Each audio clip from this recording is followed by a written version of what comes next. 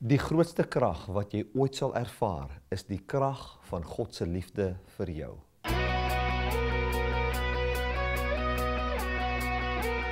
Die evangelie van Jesus Christus gaan nie oor jou liefde vir God nie, maar oor God se liefde vir jou.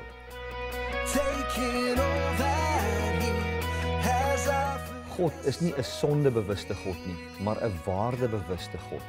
En jy is waardevol vir hom.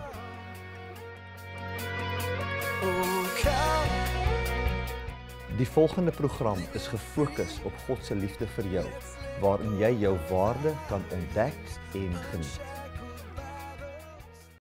Well, good morning, everybody. Thank you so much for slotting in to this Zoom meeting, and also those of you that slot in to the premiere later today.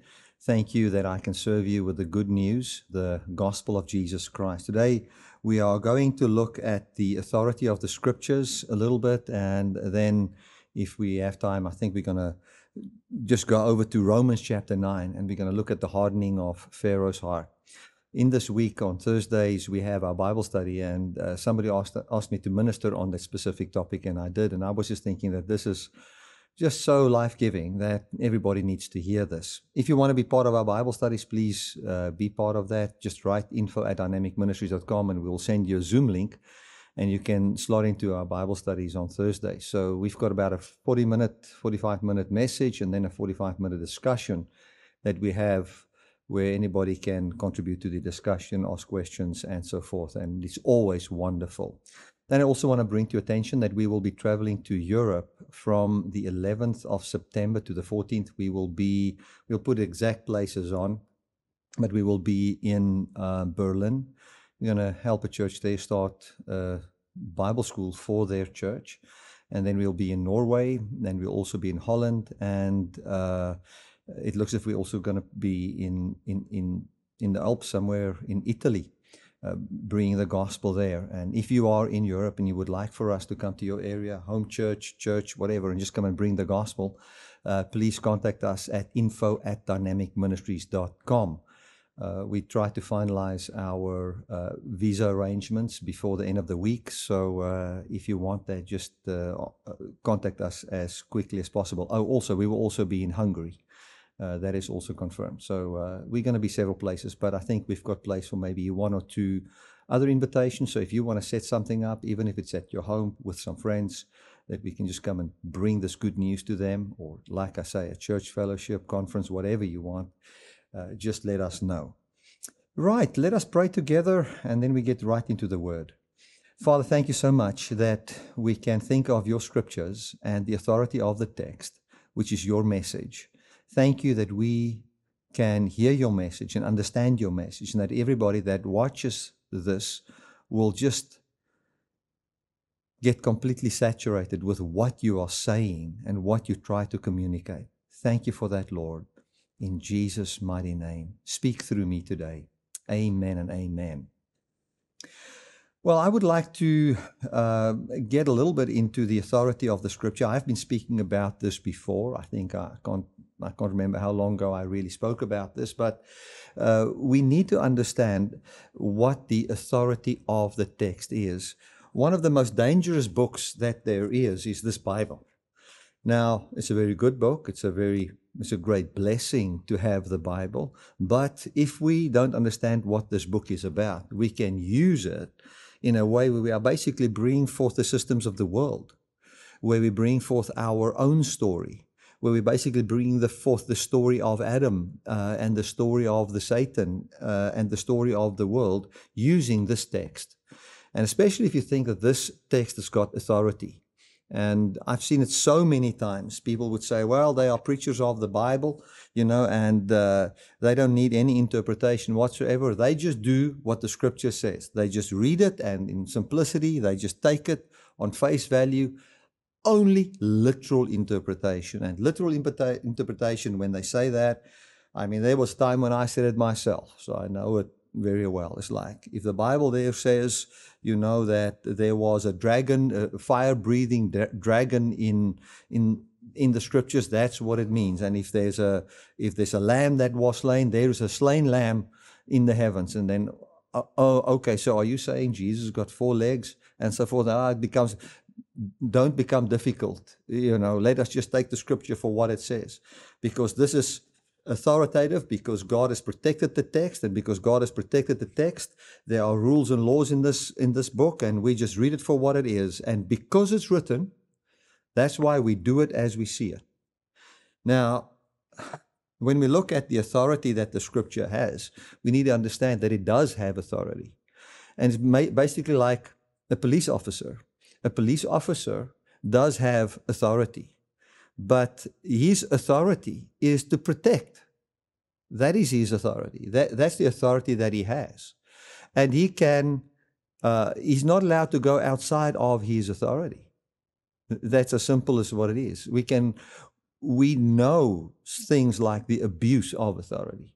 So when we take the scripture and we say that it is authoritative, we cannot abuse the authority and say, because we read something from the Bible, that now means we must do every little thing that we see in the Bible. There's something like context. There's something like the purpose. And what is the reason why God gave us the scriptures?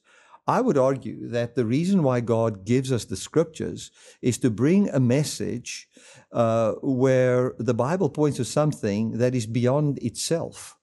So the Bible doesn't want to point to the Bible. The Bible is pointing to God. The Bible is pointing to Jesus. So if you know God and you know Jesus, you are getting to the place where you're starting to find what the scripture wants to give you. We are not throwing away the scripture now that we know God. We find Jesus Christ knowing the Father very, very well. And he was continuing to read the scripture, and he also knew the Father through the scriptures. So the scripture has great authority. But we need to understand that the scripture points to a greater authority, because even the scripture itself says, all authority in heaven and on earth has been given to Jesus. So the only authority that the scripture would therefore have is authority that is seated in the Christ. That would mean that the only authority that the Bible then has is that it's God's chosen tool that he uses to show us his purpose and his accomplished work in the Christ. So the Bible tells us and it is God's tool. God has given the scripture authority to tell God's story. And what is the story of God? What is the gospel of God? I think that is what we need to look at. So when we think of the Bible, we cannot just think of the Bible as a rule book. We should think of the Bible as a storybook. It's got a message that it is carrying. It's got a message that it wants to give to us. And we need to look at this overarching message. What is the message that he's trying to bring? So first of all, don't think of the Bible as a rule book. Think of the Bible as a storybook. So if you start to read from Genesis, or if you read anywhere in the text, the first thing, and I'm just speaking from my own life and own experience, don't think of what is the thing that I must do today. Don't read the text like that. Read the text saying, what is the story that God is telling? What's the story of Ephesians? And then if you look at Ephesians' story, then you look at how does that link up with the story that finds its clear message in Jesus. So you have to read the Bible from the perspective of what is the story that it is telling. We can look at it from the perspective of maybe somebody that has got this very complex mission that he wants people to go on. Let's think of maybe of a officer, and there's his soldiers and so forth, and they've got this mission. Now, he can go and say, these are the rules that you must follow. Or he can start out by telling the story and the history of certain people groups and why they are where they are. And they can tell the whole story. If you understand the whole story, you will find that the story then tells you and brings a logic to you on why certain rules would be there. It is the story that gives the context and the purpose and helps those soldiers then to act wisely. In the very same way, if you think of a hospital, you can go and say, well, the rules in this hospital is this. When you get in, you wash your hands. And then you go and first you clock in to say what time you're there. Then you go and wash your hands. Then you go and look at a certain piece of paper. You must read that paper. And you can have all the rules. Or you can go and just tell somebody the story of health and well-being. The story of a passion to see and the value of life. Then, if you realize in the story that there's some things like germs, there's something like sicknesses that wants to take away lives, the story on how sickness spread. And then you'll find that it becomes logical and you will know how to act wisely in washing your hands.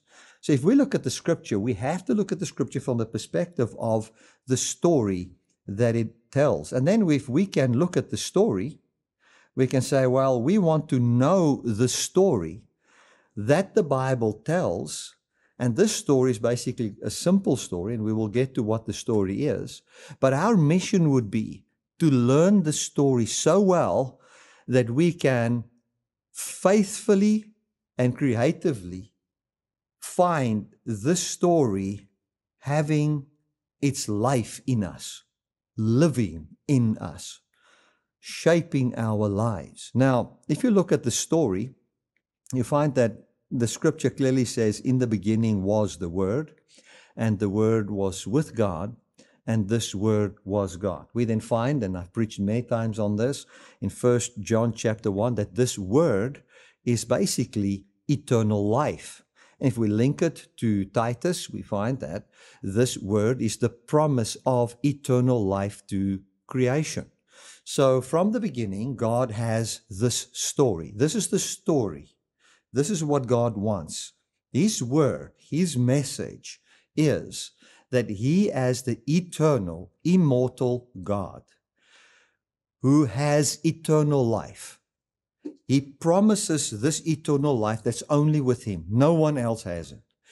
He promises it to humanity. This life is God. So what God is promising humanity is basically Himself.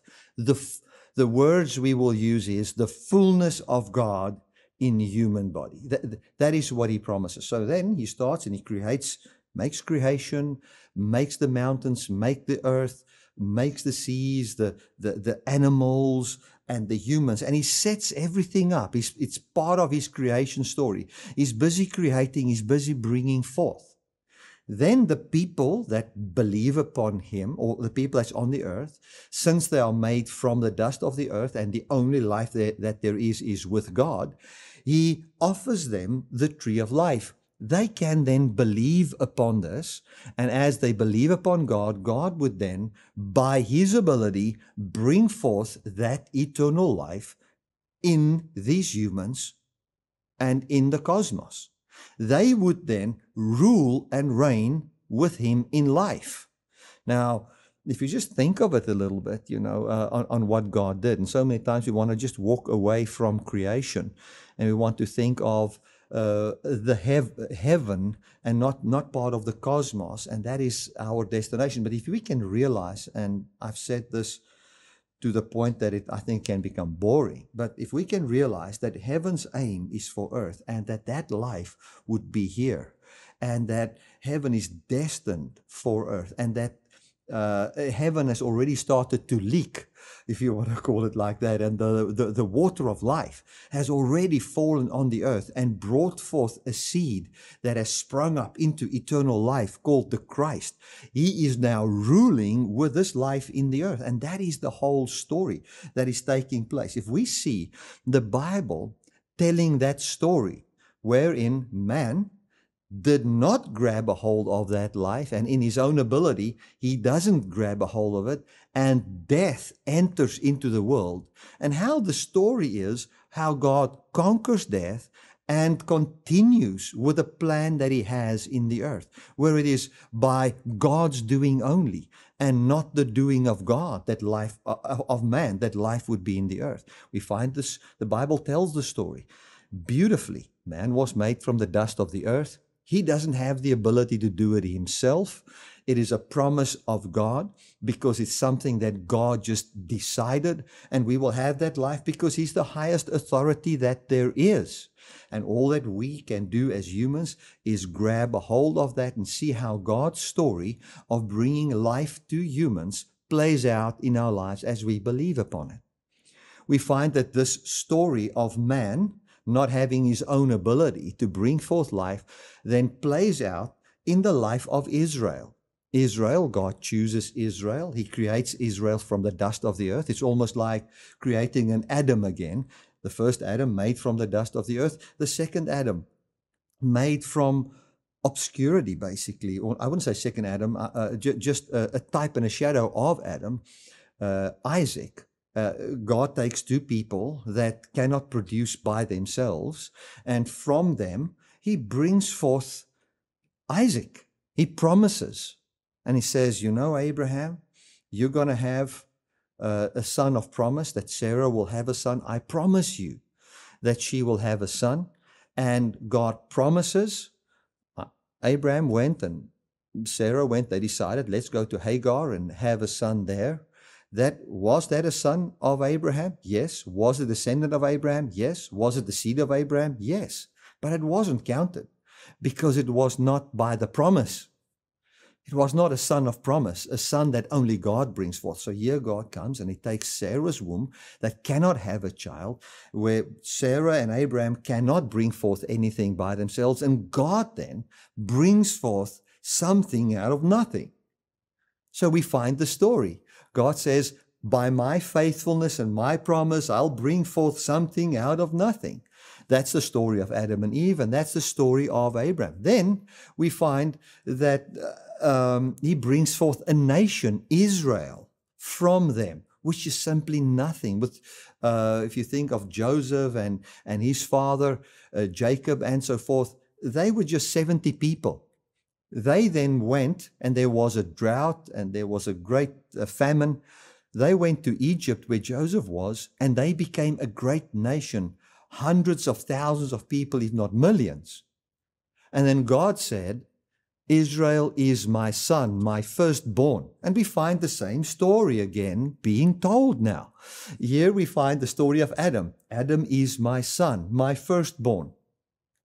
Then you find the story with Isaac. Here we find the son. And then we find the very same story with Israel. Israel is my son, my firstborn. Let her go.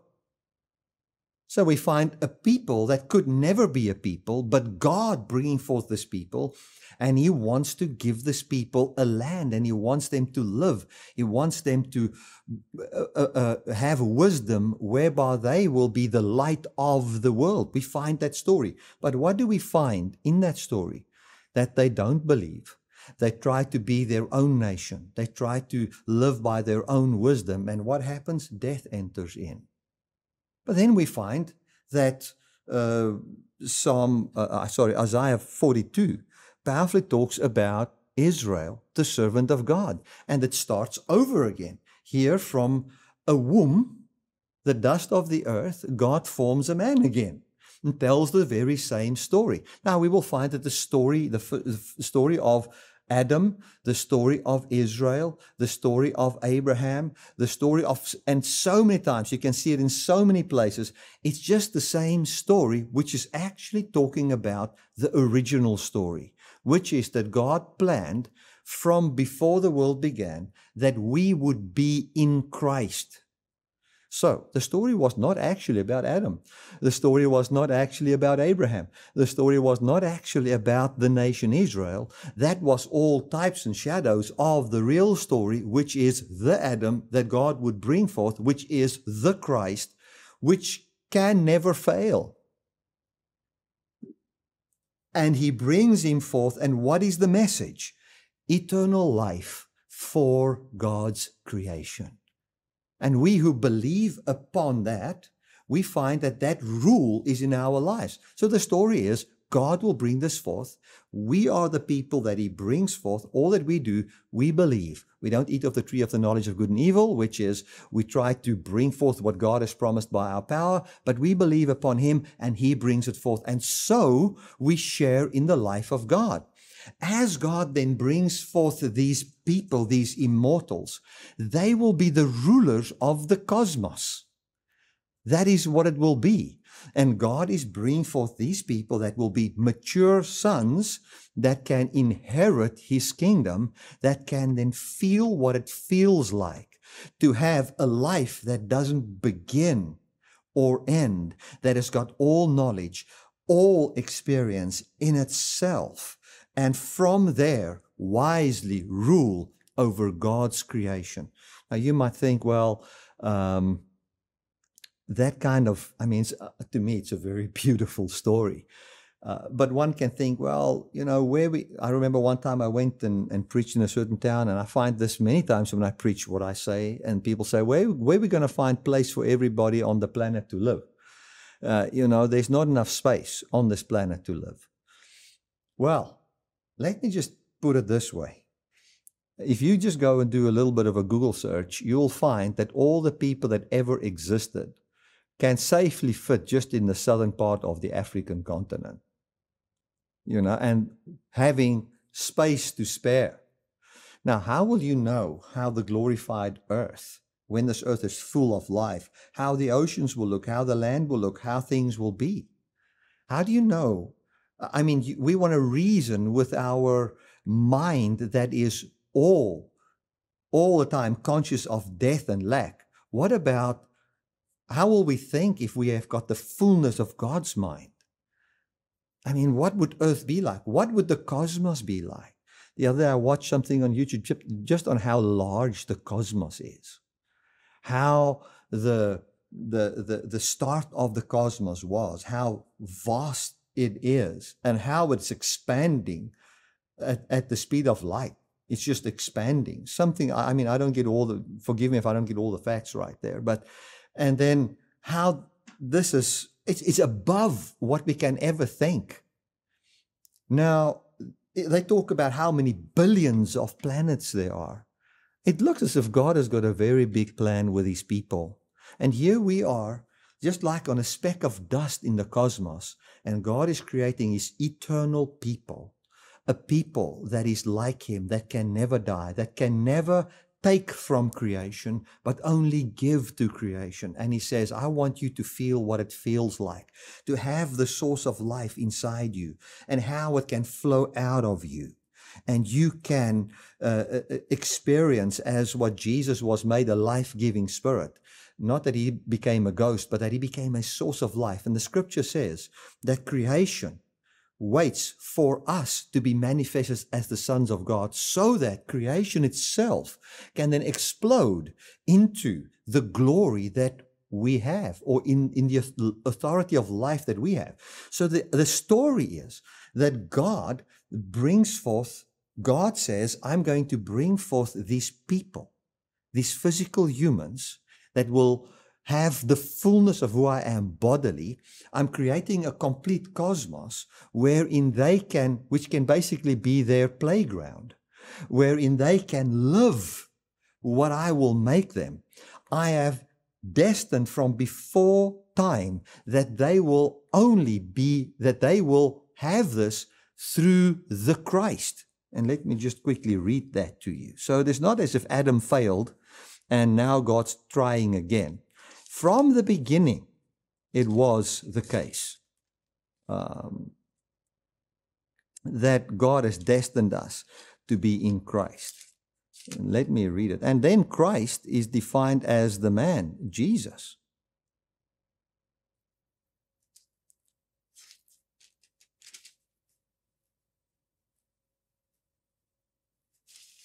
Ephesians chapter 1.